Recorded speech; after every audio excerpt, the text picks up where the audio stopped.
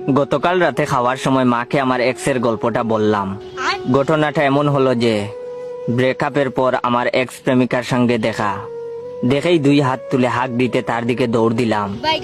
মাঝপথে এক বুড়া টাকলা বেটা দাঁড়ায় পড়লো, বলল কি সমস্যা? আমি বললাম, আঙ্কেল আপনার কি সমস্যা?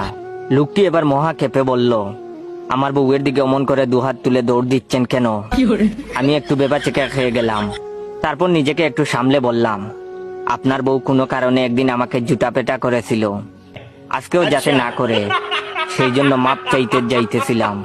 প্রেমিকা সব দেখে শুনে বলল, বাবু বাদ দাও তো, আজকে ফরেন জুতা পরে আসছি, ওইটা দিয়ে ওকে মেরে জুতার অপমান করব না। তখন আমার মা সব শুনে বললেন, বাদ দে। তারপর অনেকক্ষণ আমরা দুজনে চুপচাপ বসে আছি।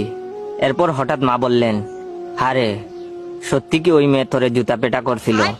তখন আমি একটা 32টা দাঁত কেলানো হাসি দিলাম। মা বললেন, ওই মেয়ের উচিত ছিল জুতা দিয়ে পিটায় তোর দাঁত ভেঙে দেওয়ার।